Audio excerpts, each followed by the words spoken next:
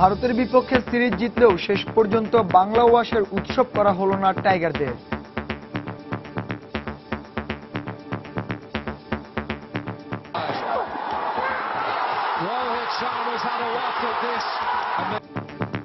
মুস্তাফিজের 3 ম্যাচ সিরিজে বিশ্ব রেকর্ডের দিনে শেষ ওয়ানডেতে মাশরাফিদের বিপক্ষে ৭৭ রানে সান্ত্বনার জয় ধোনিদের। পুরো সিরিজে দুর্দান্ত খেলার জন্য টাইগারদের অভিবাদন জানালো সমর্থকরা। এবারের মিশন দক্ষিণ আফ্রিকার বিপক্ষে জ্বলে ওঠার।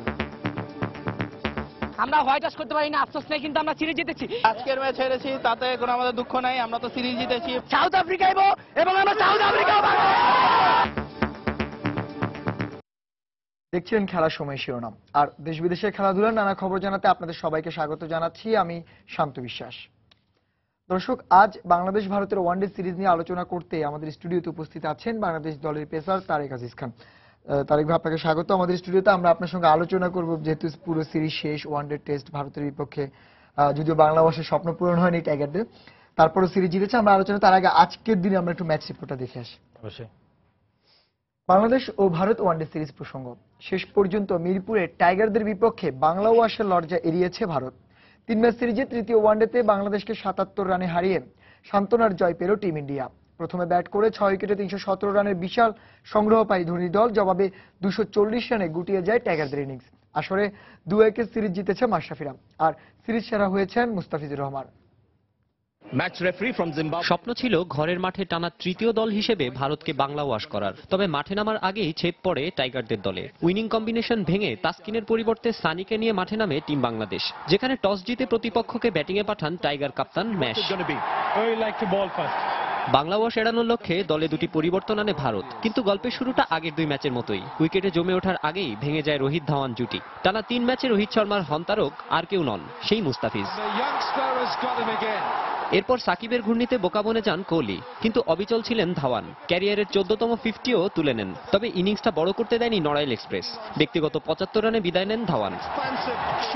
দলের হতশ্রী অবস্থায় ব্যাটিং অর্ডারের উপরে উঠে আসেন ধোনি। আম্বাতি রাইডুকে সঙ্গে নিয়ে চতুর্থ উইকেটে যোগ করেন 93 রান, তবে আবারও গতির ঝড় দেখালেন ম্যাশ। এতে রাইডু 44 রানে ফেরার পরপরই ব্যক্তিগত 69 রানে ধোনির ইনিংস হয়ে যায় শেষ। এরপর আবারও মুস্তাফিজ ভয়ঙ্কর হয়ে উঠতে থাকা রায়নাকে ফিরিয়ে রেকর্ড বুকে নাম লেখান এই পেসার। প্রথম বোলার হিসেবে 3 ম্যাচ সিরিজে সর্বোচ্চ 13 উইকেট তুলে নিয়ে গড়েন বিশ্ব রেকর্ড। তবে শেষ 10 ওভারে টাইগার বোলারদের শাসন করে 90 রান তুলে নেয় টিম ইন্ডিয়া। তাতেই 317 রানের বড় স্কোর পায় ধোনির দল। আবারও বাংলা ওয়াশের স্বাদ পেতে টাইগারদের টপকাতে হবে রানের পাহাড় সম টার্গেট। মাশরাফির দলের সর্বোচ্চ 318 রান তাড়া করে জয়ের রেকর্ডটা কমাস আগেই করা স্কটল্যান্ডের বিপক্ষে, কিন্তু এদিন শুরুটা হয়নি মনের মতো। দলীয় 8 রানেই বিদায় তামিমের। এরপর 2 তরুণ লিটন ও সৌম্যর ব্যাটে চড়ে ভালোই এগোচ্ছিল টাইগাররা। চোখ ধাঁধানো কিছু শট খেলে সৌম্য ইঙ্গিত দিচ্ছিলেন বড় কিছুর, কিন্তু 40 রানেই থামতে হয় তাকে। তারপর ছন্দে ফিরতে পারেনি মুশফিকও। ব্যক্তিগত 24 রানে বিদায় টাইগার ডিপেন্ডেবল। এরপর মিরপুরের গ্যালারিতে স্বপ্ন দেখাতে থাকেন লিটন সাকিব, তবে সেটাও ফিকে হয়ে যায় যখন লিটন 34 ও সাকিব 24 রানে সাজঘরে ফেরেন। 148 রানেই 5 উইকেট নেই টাইগারদের। তবে ষষ্ঠ উইকেটে সাব্বির নাসির জুটিতে আবারও রঙিন হয় বাংলা ওয়াশের স্বপ্ন, কিন্তু বিনির বলে সাব্বির 43 রানে আউট হলে নিশ্চুপ হয়ে যায় মিরপুরের গ্যালারি। শেষ পর্যন্ত আর পারেননি নাসির মাশরাফিরা। 240 রানে থামে স্বাগতিকদের ইনিংস, আর সিরিজে প্রথমবারের মতো বাংলাদেশকে অল আউট করে সফরে সান্ত্বনার জয় পায় ধোনির দল। মাকসুম আলম খান, সময় সংবাদ, ঢাকা। দর্শক, আমরা দেখছিলাম আজ ভারত বাংলাদেশের তৃতীয় ওয়ানডে, সে তৃতীয় ওয়ানডের ম্যাচ রিপোর্টটি। তারেক ভাই, আপনি নিশ্চয়ই আজকে খেলা দেখেছেন। মানে অনেক বড় স্বপ্ন ছিল 11তম বাংলা ওয়াশ করবে ভারতকে, যদিও বা শেষ পর্যন্ত সেটা হয়নি। তারপর আজকের ম্যাচ যদি শুধু বলা হয়, তাহলে আজকের ম্যাচটাকে কিভাবে দেখেন? 317 রান ভারতের, বাংলাদেশ 240 রানে অল আউট। না, এই সিরিজে যদি আমরা দেখি তাহলে আজকের ম্যাচটা বাদ দিলে বাকি দুইটা টিম কিন্তু আমরা অসাধারণ খেলেছি। আমার মনে হয় বাংলাদেশ স্মরণকালে সেরা ক্রিকেট খেলছে আপনার এই মুহূর্তে। তো আমার মনে হয় যে আজকে যেটা আমাদের মিস্টেকটা হয়েছে, আমরা ব্যাটিং একটু আর্লি আপনার তাড়াহুড়া বেশি করেছি। বোলিংয়ে আপনার যে জায়গাটাতে আমাদের আরো বেশি স্ট্রং হওয়া দরকার ছিল, লাইন হ্যান্ডের জায়গাটাতে, এই জায়গাটাতে আমরা কিছু ইনডিসিপ্লিন হয়েছি।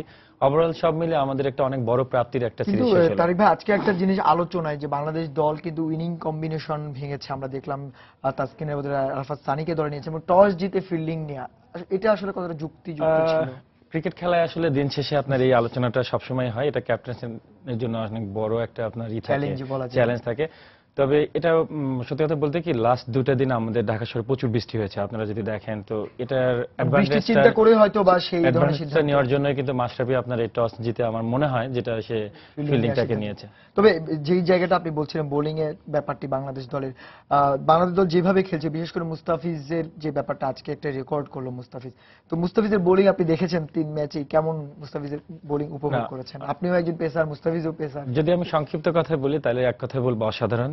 বাট আপনি যদি দেখেন যে আমরা এই সিরিজে যে 2টা ম্যাচে আমরা উইন করেছি, সে 2টা ম্যাচে কিন্তু কিন্তু আমাদের একাই মুস্তাফিজ মুস্তাফিজ ম্যাচ কিন্তু টোটাল দায়িত্বটা একাই কাঁধে তুলে কাঁধে নিয়েছে। তুলে নিয়েছে। আর পাশাপাশি আমি বলবো যে 2টা ম্যাচে মাশরাফির যে Captaincy। মেইনটেনেন্সটা, ক্যাপ্টেন্সিটা, এটা কিন্তু আমাদের দেখা মানে মনে হয় সেরা। আপনার যেভাবে সে হ্যান্ডেল করেছে, প্রথম দিন আমরা 4টা পেসার নিয়ে খেলেছি, সারা বাংলাদেশ অবাক হয়েছে। সারা বাংলাদেশ ক্রিকেট বিশ্ব ক্রিকেট অবাক বিশ্ব হয়েছে, অবাক যেখানে হয়েছে। বাট যে উপমহাদেশের কন্ডিশনে 4 জন পেসার নিয়ে খেলা। ইন্ডিয়ার সাথে খেলা কিন্তু অলওয়েজ রোমাঞ্চকর। রোমাঞ্চকর। আমি বলি পাকিস্তান, ইন্ডিয়া এদের সাথে খেলা কিন্তু প্লেয়ারদের জন্য, ইন্ডিভিজুয়াল প্লেয়ারদের জন্য অনেক বেশি আপনার আনন্দদায়ক।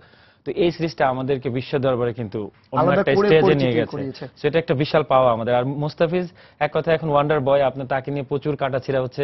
সাউথ আফ্রিকা সিরিজের আগে সাউথ আফ্রিকা একটা কাটাছিড়া করবে, ইন্ডিয়া কিন্তু আপনি যদি দেখেন ওদের মিডিয়াতে কিন্তু প্রচুর গবেষণা প্রচুর হয়েছে লেখালেখি হচ্ছে এই মুস্তাফিজকে নিয়ে। সো তবে- মুস্তাফিজ কিন্তু আমাদের সেরা আবিষ্কার এই তবে সিরিজে। আরেকটা জিনিস যেটা আজকে কিন্তু আপনি মুস্তাফিজের বোলিং এর কথা বা মাশরাফি আজকে অসাধারণ বোলিং করেছে, 3 উইকেট নিয়েছে, যদিও বা রান দিয়েছেন, কিন্তু লাস্ট 10 ওভারে আসলে অনেক রান বাংলাদেশ দিয়েছে, যেটা বলেছেন ধোনিও বলেছেন পরবর্তীতে যে এটাই নাকি ম্যাচের মোড় ঘুরিয়ে দিল। না, ওয়ানডে ক্রিকেটে হয় কি আপনার পার্টনারশিপটা যদি বিল্ড আপ না হয় তাহলে বড় স্কোরটা হয় না। কিন্তু আপনি যদি দেখেন ইন্ডিয়া কিন্তু প্রথমে স্ট্রাগল করেছে, মাঝখানে ধোনি এন্ড ধাওয়ান ইনিংসটাকে লম্বা করেছে, শেষের দিকে যে কিন্তু ওরা একটা এক্সক্লুসিভ যে ফ্লোটা ছিল রায়না রাইডু আপনার খেলেছে। তো এই জায়গাটাতে আমাদের বোলিংটা আসলে গত 2 ম্যাচের মতো হয়নি। আপনি যদি দেখেন রুবেলের কাছ থেকে সত্য কথা এর চেয়ে একটু ভালো আশা করা সেই গিয়েছিল। জিনিসটা আমরা পাইনি যেটা আমরা ওয়ার্ল্ড কাপে তার কাছ থেকে পেয়েছিলাম। বাট মুস্তাফিজ কিন্তু একা চেষ্টা করেছে। আপনি যদি দেখেন কয়েকটা রান তার হয়েছে, কিন্তু ওটা আমার কাছে যেটা মনে হয়েছে, যেহেতু আমি ও যে অপকারটা মারে, ওই কপটা যেহেতু আপনার বাউন্সটা বেশি নেয়, ওই ক্ষেত্রে আপনার থার্ডম্যান দিয়ে বল যাওয়ার চান্সটা বেশি। যদি আমি ব্যাটটা জোরে সুইং করি, আপনি দেখবেন ওই দিক দিয়ে কিন্তু অনেকগুলো আজকে কিন্তু চার প্রচুর খেয়েছে। রান হয়েছিল থার্ড So, ওই সব মিলে আমি বলবো যে আজকের ম্যাচটা বাদ দিলে বাকি যেটা আছে সেটা আমাদের জন্য অনেক আনন্দের। আচ্ছা, আরেকটা জিনিস হচ্ছে বাংলাদেশের ব্যাটিং নিয়ে যদি বলা হয় যে 317 রানের টার্গেট, আপনার কাছে কি মনে হচ্ছে যে মিরপুরের এই পিচে যে মানে 317 রানটা বেশি ছিল বাংলাদেশের জন্য, যদি যেহেতু বাংলাদেশের একটা ফর্মের মধ্যে ছিল? আমার কাছে উইকেটটা দেখে মনে হয়েছিল, আপনার যখন খেলা স্টার্ট হলো আমার কাছে মনে হচ্ছিল এটা 270 টু 80 উইকেট। আপনার যে রানটা হয়েছে এটা আমাদের জন্য লাস্টের যে 30 বেশি হয়ে রানের মতো গেছে। বা 20 এই রানের মতো উইকেটটাতে বেশি হয়ে গেছে। 270-80 আপনার চেস করা যেত, যেটা আমি ফিল করেছি। বাট এটাতে যদি যে জিনিসটা আপনি আগেও বলতেছি যে এইখানে আপনার আমাদের বোলিংটা ঠিক মতো না হওয়ার কারণে ব্যাটিং এ কিন্তু 300 Plus শত run হয়ে আমরা গেল। শুধু আমরা জানার মধ্যে মানে একটা ম্যাচ আমরা মনে হয় চেস না, করে আমরা জিতেছিলাম ওয়ার্ল্ড কাপে। দুটো তিনটে ওয়ার্ল্ড কাপে স্কটল্যান্ডের বিপক্ষে হ্যাঁ। কিন্তু কদিন But আগে আমাদের 317 রানের টার্গেট এখানে আপনার হয় কি প্রথম থেকে আমাদের ভারতের বিরুদ্ধে পার্টনারশিপটা 293 পর্যন্ত টার্গেট চেজ করে জয়ের রেকর্ড রয়েছে বাংলাদেশে। আমাদের যেটা আমি বলছিলাম যে আপনার যে পার্টনারশিপটা হওয়ার কথা ছিল, সেটা আসলে হয়ে আপনি যদি দেখেন পার্টনারশিপটা হয়নি। সাব্বির এন্ড সাকিব যখন ব্যাটিং করছিল আমার মনে হয় আমাদের ব্যাটসম্যান একটু তাড়াহুড়া বেশি করেছে আজকের ম্যাচটাতে, স্পেশালি আজকের দিনটাতে আপনার। বাট আগের ম্যাচগুলোতে কিন্তু তারা অনেক ধীর গোছানো ছিল। সাকিব যে শটটা খেলেছে একটা হরিজন্টাল শট, আপনি যদি দেখেন যে অনেক বাইরের বল স্লগ সুইপ মারতে যে আপনার টপেজ হয়েছে। তো আমার মনে হয় একটু তাড়াহুড়া করার কারণে আজকের এই পরিণতি আপনার ব্যাটিং। আপনার হোয়াইট ওয়াশ হয়নি, তবে ভারতের বিপক্ষে সিরিজ থেকে বাংলাদেশের প্রাপ্তি অনেক, তাই অনেক অনুপ্রেরণার এই সিরিজের ভুলগুলো থেকে শিক্ষা নিয়ে দক্ষিণ আফ্রিকা অস্ট্রেলিয়ার বিপক্ষে সিরিজে পারফরম্যান্সের ধারাবাহিকতা ধরে রাখতে চান টাইগার অধিনায়ক মাশরাফি বিন মুর্তজা। অন্যদিকে বাংলাদেশের বিপক্ষে সিরিজে দলকে অনেক পরীক্ষার সম্মুখীন হতে হয়েছে বলে মন্তব্য করেছেন ভারতের অধিনায়ক মহেন্দ্র সিং ধোনি। বাংলাদেশ দলকেও প্রশংসায় ভাসান টিম ইন্ডিয়ার অধিনায়ক। মুস্তাফিজ দুর্দান্ত খেলেছে, সে এখনো তরুণ, তাই আশা করি সে আরো বেশি কাজ দিবে দলের জন্য। আসলে আজ খুব দ্রুত কিছু উইকেট হারিয়ে ফেলেছি, এটা পিছিয়ে দিয়েছে খেলায়। সামনে অনেক সিরিজ আছে, দক্ষিণ আফ্রিকাও আসছে। এখন টার্গেট সেই সিরিজেও ভালো ক্রিকেট খেলা। যে ভুলগুলো হয়েছে তা শোধরাতে চাই।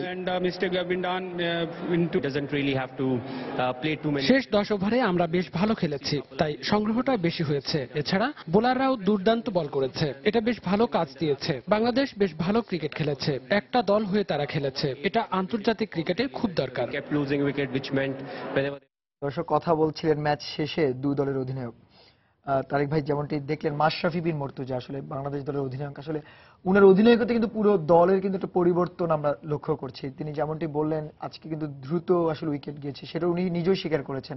আর একটা জিনিস বলবো, দক্ষিণ আফ্রিকা সিরিজের জন্য ভুল শুধরাতে চান। আসলে আজকের ম্যাচে কি কি ভুল ছিল বাংলাদেশ দলের, আসলে মানে সাদা চোখে আপনি যে বাংলাদেশ টিমের এই পরিবর্তনটা যদি দেখেন, আমরা ক্রিকেট বোর্ড যেদিন এই ডিসিশনটা নিয়েছে, আমি বলবো যে আমার মনে হয় অনেক বড় একটা ডিসিশন নিয়েছে। কারণ মাশরাফি এমন একটা চরিত্র যে টিমটাকে একটা টিম হিসেবে, একটা ইউনিট হিসেবে ধোনি কিন্তু এটা স্বীকারও করেছেন। আপনার এজ এ ইউনিট হিসেবে, এখানে কিন্তু আপনার যে কালেকটিভ, আগে যেমন ওয়ান ম্যান শো ছিল, One man Sakib show। Tamim এরকম, কিন্তু এজ এ টিম ইউনিট হিসেবে আপনার একটা পারফরমেন্স দরকার ছিল। সেই জিনিসটা কিন্তু আমি বলবো যে মাশরাফি 100তে 100 পেয়েছে। আপনি যদি দেখেন ইন্টারন্যাশনাল মিডিয়াতেও কিন্তু মাশরাফির অধিনায়কত্বকে নিয়ে আপনি যেভাবে সে মাঠে এই পুরো টিমটাকে আপনার হ্যান্ডেল করছে, বোলিং চেঞ্জ, ফিল্ডিং, আপনার বডি ল্যাঙ্গুয়েজ, হার না মানার যে মানসিকতা, আপনি যদি সেকেন্ড ওডিআইটা দেখেন, আমি বলবো যে আমরা মাঠে ছিলাম, আপনারা সেকেন্ড ওডিআই কিন্তু আমাদের শরীরের যে ভাষাটা, আমরা যেটা বলি যে বডি ল্যাঙ্গুয়েজ, আপনি যদি দেখেন মানে চোখে চোখে একটা অন্যরকম একটা ফিলিংস, আপনি মাঠে না খেললেও বাইরের দর্শকরাও খেলেছে যে একটা গরম খেলা হচ্ছে, আপনার একটা ঝাঁঝালো সিরিজ যে আমরা আশা করছিলাম। সত্যি কথা যদি বাংলাদেশের মানুষ কিন্তু তৃপ্ত আপনার বাংলাদেশ প্লেয়ারদের পারফরমেন্স দেখে। এটা কিন্তু মাশরাফির অবদান, প্লাস এই ম্যাচটাতে কিছু ভুল ত্রুটি তো অবশ্যই হচ্ছে। আমি যেটা বলছি আপনার যে ওয়ানডে ক্রিকেটটা হলো আপনাকে একটা পার্টনারশিপ বিল্ড আপ করতে হবে। যখন টু মেনি উইকেট আপনার আর্লি পড়ে যায়, তখন এই পার্টনারশিপটা আসলে বিল্ড আপ করা কষ্ট হয়ে যায়, যেটা আমরা পরবর্তীতে যা দেখেন 250 কিন্তু আমরা আমাদের তেমন কোনো বড় ইনিংস ওভার পর্যন্ত কিন্তু খেলা কিন্তু 50-50 ছিল, আমরা সমান সমান ছিলাম। আপনি যদি দেখেন যে ওরা যা করেছে আমরাও তাই করেছি, কিন্তু আমাদের উইকেটগুলো একটু আর্লি পড়েছে, যেটা আমি বললাম যে আমরা একটু তাড়াহুড়াটা বেশি করেছি, যেটা প্রথম 2 ম্যাচে করিনি অ্যাজ এ টিম হিসাবে আপনার যেটা ছিল। বাট আজকের ম্যাচটাতে আমাদের ব্যাটসম্যানরা অনেক বেশি কিন্তু শট খেলেছে। তারেক ভাই, মানে আমরা যদি 3 ম্যাচের সিরিজের মধ্যে দেখি, আজ কি মানে প্রথম পরীক্ষা দিতে হয়নি আমাদের ব্যাটসম্যানদের? মানে আগের ম্যাচগুলো তো যদিও বা হয়েছে, কিন্তু এই ম্যাচের মনে হয় একটু বেশি পরীক্ষার সম্মুখীন হয়েছে বাংলাদেশের ব্যাটসম্যান। সাব্বিরের থেকে একটা ভালো রান আশা করা গিয়েছিল, বা লিটনের থেকে আরেকটু বড় ইনিংস আশা করা গিয়েছিল। ইন্ডিভিজুয়াল যদি ধরি তাহলে তো আপনি দেখেন যে ওরকম ভাবে ধরলে কিন্তু মুশফিকের কাছ থেকে যে সার্ভিসটা আমরা আশা করেছিলাম সেটা হয়তো পাইনি। বাট সবকিছু মিলে অ্যাজ এ ইউনিট হিসাবে আমি যেটা বলবো যে খেলাটা ইন্ডিভিজুয়াল হইলেও অ্যাজ এ টিম গেম, আপনার দিন শেষে একটা কে জিতলো কে হারলো এটা বড় ফ্যাক্টর। সো এই জায়গাটাতে আমরা আজকের ম্যাচটাতে হেরেছি, বাট পিছনের 2টা যদি দেখেন ওই জায়গাটা কিন্তু অ্যাজ এ টিম হিসাবে আমরা কিন্তু ওদের থেকে বেটার পারফরমেন্স করেছি। আমাদের শত্রুরাও বলতে বাধ্য হবে যে বাংলাদেশ টিম খুব ভালো খেলেছে, কারণ আমরা একটা গেম প্ল্যান আজকের ম্যাচটাতে মনে হচ্ছে কিছুটা আমরা এই ছন্দ থেকে বের হয়েছি, বিকজ আমাদের কম্বিনেশনে চেঞ্জ হয়েছে, সবকিছুর মধ্যেই কিন্তু ঘাটতি ছিল, সেটা বলাই যায়। মানে এটা আসলে হাত নেই, কারণ তাসকিনের ইনজুরি চোট ছিল, যার কারণে আপনার আমাদের অটোমেটিক চয়েস আরাফাত সানি এসেছে। বাংলাদেশের ক্রিকেটের আকাশে এক নতুন নক্ষত্রের নাম এখন মুস্তাফিজুর রহমান, যিনি দলের এমন এক সংযোজন যাকে নিয়ে এখন আলোচনায় পুরো ক্রিকেট বিশ্ব। কারণ অভিষেকের পর থেকে একের পর এক রেকর্ড গড়ে নিজেকে সাতক্ষীরার এই ছেলে নিয়ে গেছেন অনন্য উচ্চতায়। বাংলার রেকর্ড বয় মুস্তাফিজের নৈপুণ্যে ভারতকে হারিয়ে সিরিজও জেতেন টাইগাররা, আর সিরিজে 13 উইকেট নিয়ে আসরের সেরা পুরস্কারও জিতেছেন এই বাঁহাতি পেসার। মাত্র 19 বছর বয়সেই জাতীয় দলের জার্সি চাপিয়েছিলেন পাকিস্তানের বিপক্ষে টি-20 ম্যাচ দিয়ে। ক্রিকেটের ওই শর্ট ফর্মেই যা ঝলক দেখিয়েছিলেন তাতেই মন ভরেছিল প্রধান নির্বাচকদের। আর তাই ভারতের বিপক্ষে ওয়ানডে সিরিজে অভিষেক হলো এই বাঁহাতি পেস বোমার। সেই থেকে শুরু হলো মুস্তাফিজ ম্যাজিকের ম্যাজিক। ভারতের বিপক্ষে প্রথম ম্যাচে নামার সুযোগ পাওয়া মুস্তাফিজ বলেছিলেন কাটার দিয়ে কাটবেন ভারতীয় ব্যাটসম্যানদের।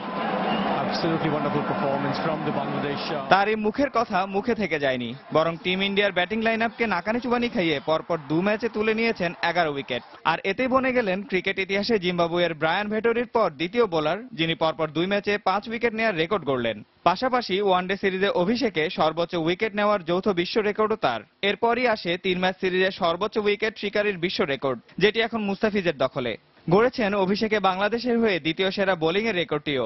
তাছাড়া মাশরাফি রুবেলের পর তৃতীয় বাংলাদেশি হিসেবে ইনিংসে 6 উইকেট নেওয়ার রেকর্ডটিও করেছেন এই অভিষেকেই। এত অল্প সময়ে এতগুলো রেকর্ডের অধিকারী হয়নি কোনো ক্রিকেটার, যদিও খেললেন মাত্র 3টি ম্যাচ।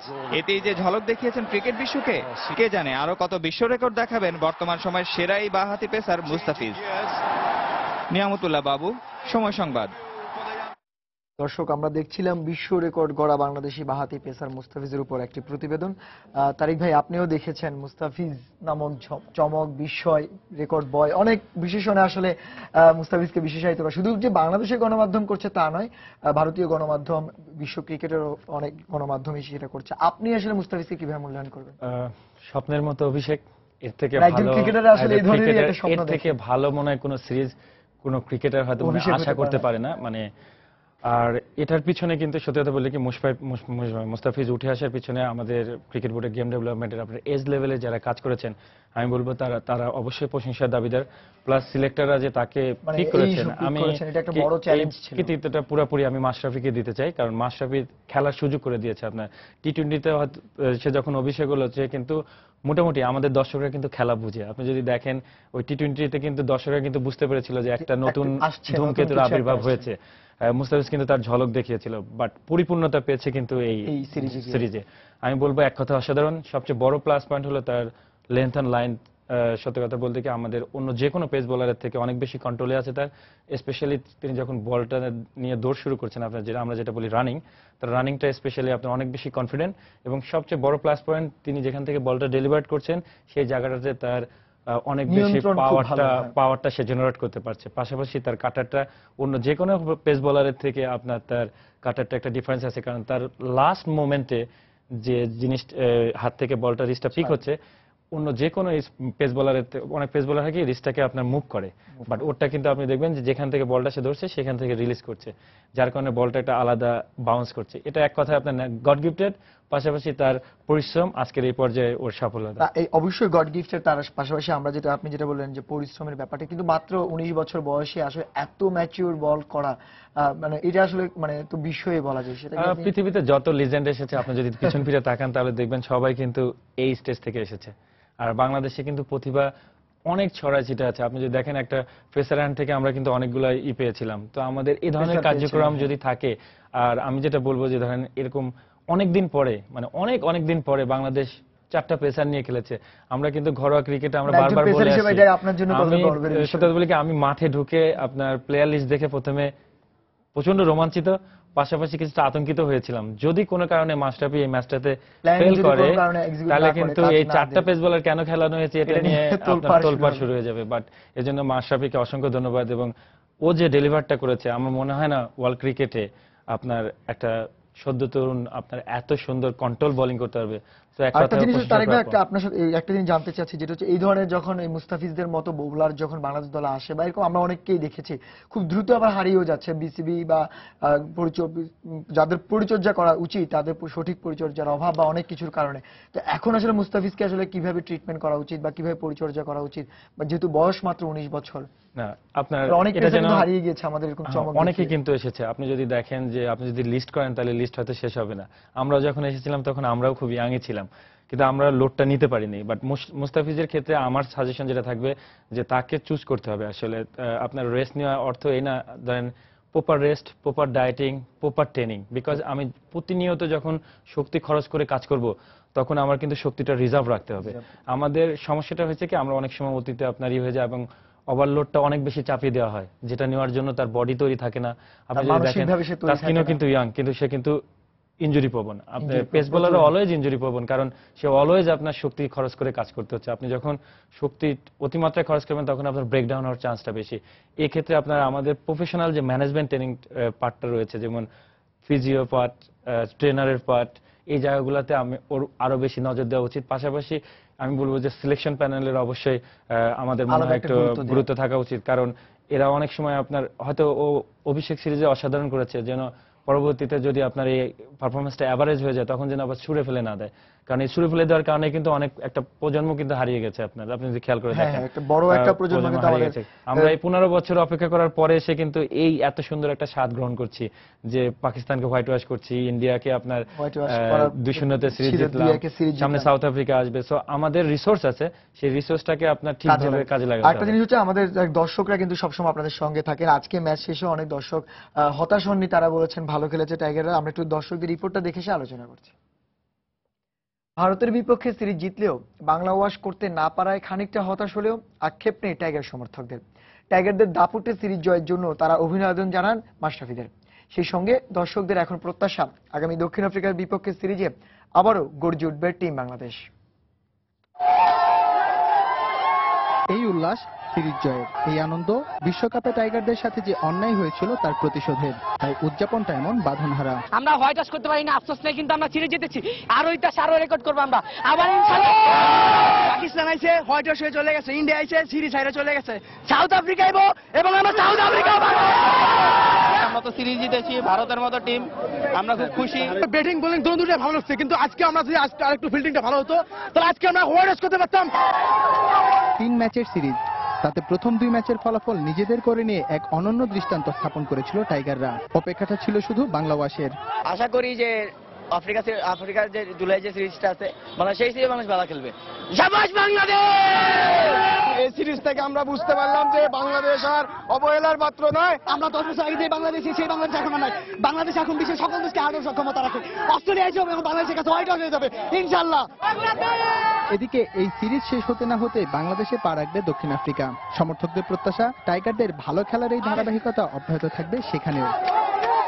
বহুল প্রত্যাশিত বাংলা ওয়াশের এই ম্যাচে শেষ পর্যন্ত জয়টা অধরায় থেকে গেছে টাইগারদের। তাতে কি প্রথমবারের মতো ভারতের বিপক্ষে জেতা এই সিরিজ থেকে অর্জনটাও তো একেবারে কম নয়। সমর্থকদের প্রত্যাশা এই অর্জন টিম বাংলাদেশকে অনুপ্রেরণা যোগাবে দক্ষিণ আফ্রিকার বিপক্ষে আসন্ন হোম সিরিজে। মিরপুর শেরে বাংলা জাতীয় ক্রিকেট স্টেডিয়াম থেকে এস.এম. ইকবাল, সময় সংবাদ, ঢাকা। দর্শক, আমরা দেখছিলাম টাইগার সমর্থকদের মিরপুরে যে উল্লাস, তারা হতাশ হননি, তারা খানিকটা আক্ষেপ আছে, তারা চাচ্ছেন আগামী সিরিজে টাইগার আরো ভালো খেলুক। তারেক ভাই, আপনিও দেখেছেন সবসময় বাংলাদেশে বলা হয় দ্বাদশ ক্রিকেটার বা বাংলাদেশের প্রাণ এই সমর্থকরা কিন্তু আশাহত হচ্ছেন না। দর্শকরা মানে আমি বলবো যে বাংলাদেশ এরা ক্রিকেটকে ভালোবাসে, ক্রিকেটারদেরকে ভালোবাসে।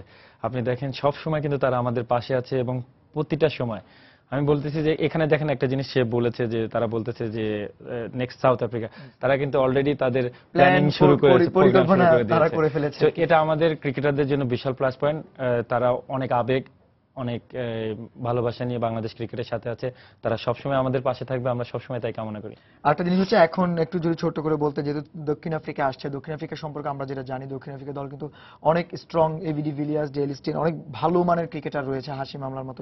এই দক্ষিণ আফ্রিকার বিপক্ষে আসলে বাংলাদেশের স্ট্র্যাটেজি বা পরিকল্পনা এখন থেকে কেমন হওয়া উচিত বা কি চিন্তা করা উচিত? অবশ্যই, যেহেতু আমাদের একটা বিশাল প্রফেশনাল ম্যানেজমেন্ট রয়েছে, আপনার team management like coach, video analysis and other যারা আছেন, প্রত্যেকটা প্লেয়ারের ইন্ডিভিজুয়াল একটা প্ল্যান করা উচিত যে আমি একে কিভাবে খেলাবো, একে কিভাবে। ভারত এবং পাকিস্তানের চেয়ে দক্ষিণ আফ্রিকা সম্পূর্ণ আলাদা, যেহেতু ডিফারেন্ট। আমরা তাদের এগেইনস্টে কি ধরনের অ্যাটাকটা নিয়ে যাব। আমরা এদের সাথে, ইন্ডিয়ার সাথে আপনার 4টা পেসার নিয়ে খেলেছি, সাউথ আফ্রিকার সাথে আমরা স্পিনার অ্যাটাক করবো কিনা।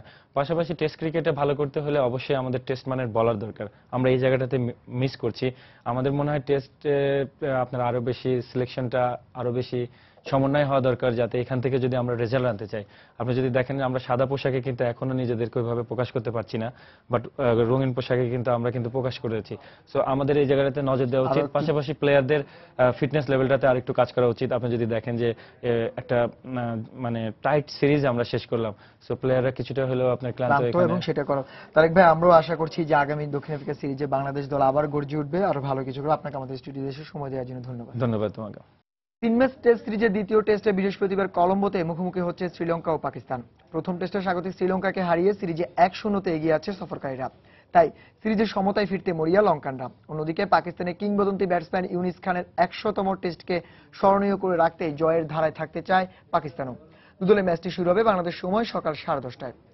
ওয়াহাব রিয়াজ, জুনায়েদ খানদের নিয়ে গড়া পেস আক্রমণ কলম্বোর তারা ওভাল স্টেডিয়ামের পেস সহায়ক উইকেটে বাড়তি সুবিধা দিতে পারে সফরকারী পাকিস্তানকে। পাশাপাশি দলের স্পিনাররাও আছেন দুর্দান্ত ফর্মে। প্রথম টেস্টে লঙ্কানদের 20 উইকেটের 15টি নিয়েছে ইয়াসির শাহ বাবরদের ঝুলিতে। আর মিসবাহ হাফিজদের সাথে নিজের 100তম টেস্ট ম্যাচে অভিজ্ঞ ব্যাটসম্যান ইউনিস খান জ্বলে উঠলে স্বাগতিকদের জন্য তা দুশ্চিন্তার কারণ হতেই পারে।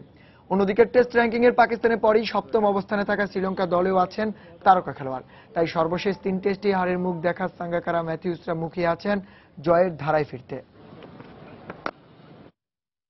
জিম্বাবুয়ের জাতীয় ক্রিকেট দলের পাকিস্তান সফর বানচাল করতে চেয়েছিল ভারতীয় গোয়েন্দা সংস্থা র।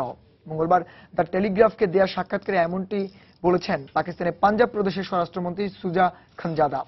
6 বছর পর ঘরের মাটিতে কোন সিরিজ খেলেছে যুদ্ধবিধ্বস্ত পাকিস্তান।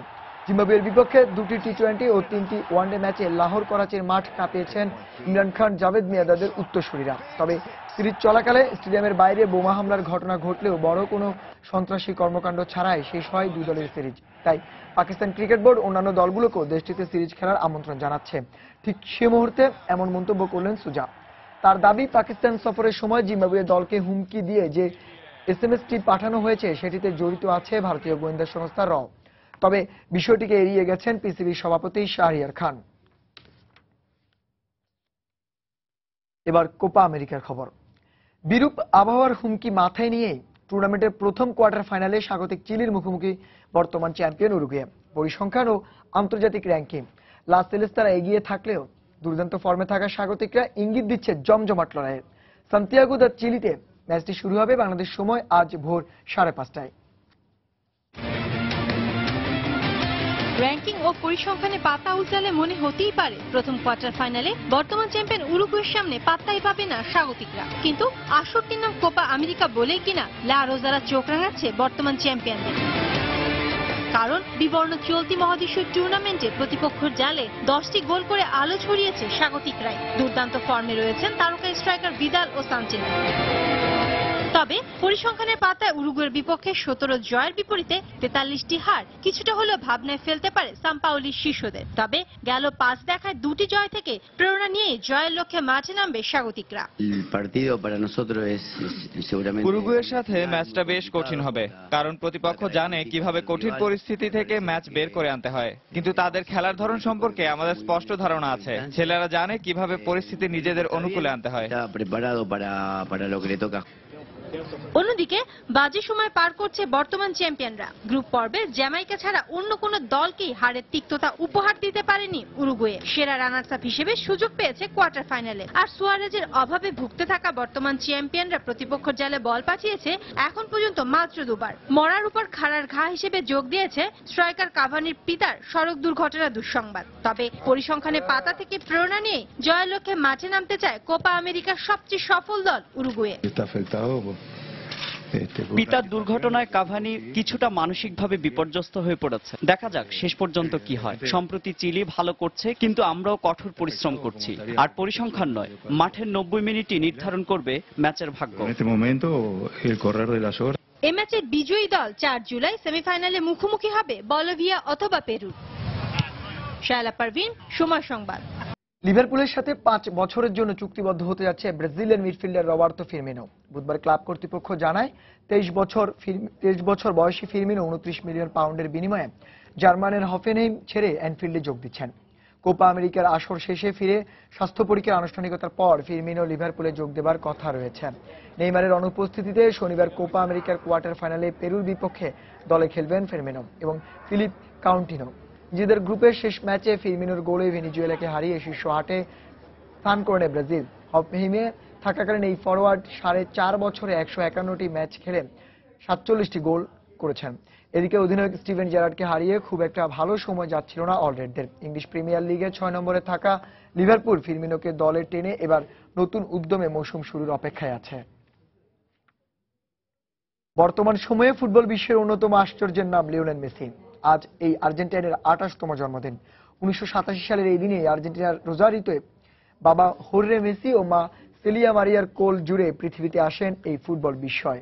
মাত্র 5 বছর বয়সী স্থানীয় ক্লাব গ্রেন্দোলির হয়ে ফুটবল খেলা শুরু করেন মেসি। 2000 সালে স্প্যানিশ ক্লাব বার্সেলোনায় যোগ দেন মেসি।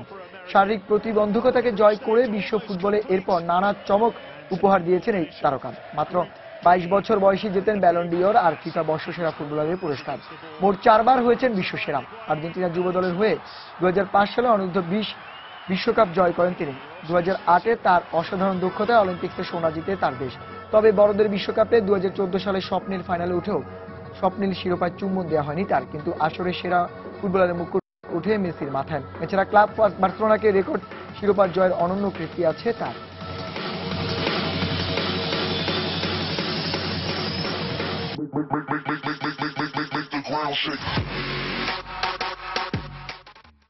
খেলার সময় শিরোনামটি জানিয়ে দিচ্ছি আরো একবার।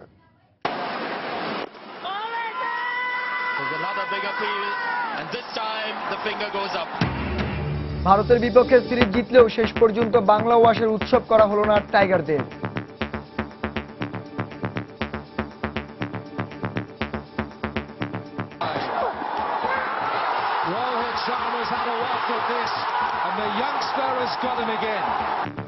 মুস্তাফিজের 3 ম্যাচ সিরিজে বিশ্ব রেকর্ডের দিনে শেষ ওয়ানডেতে মাশরাফিদের বিপক্ষে 77 রানে সান্ত্বনার জয় ধোনিদের। পুরো সিরিজে দুর্দান্ত খেলার জন্য টাইগারদের অভিবাদন জানালো সমর্থকরা। এবারের মিশন দক্ষিণ আফ্রিকার বিপক্ষে জ্বলে ওঠার।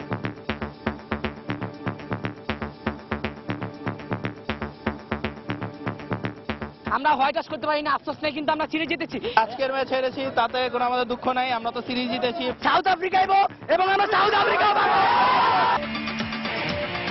দর্শক, এই ছিল খেলার সময়ের এখনকার আয়োজন। যে কোনো খবর পেতে ভিজিট করুন সমনিউজ.tv। যে কোনো বাংলা লিঙ্কের ওবিএস সিরিজের নম্বর থেকে সময় সংবাদের খবর অনুষ্ঠান সম্পর্কে জানতে এবং যে কোনো তথ্য সময় সংবাদকে জানাতে ডায়াল করুন 16242 নম্বরে। আর পাশাপাশি খেলার আপডেট পেতে এসএমএস করুন *S লিখে পাঠিয়ে দিন 16242 নম্বরে। আর খেলার জগতের সব খবর, সর্বশেষ খবর জানতে সঙ্গে থাকুন সময়।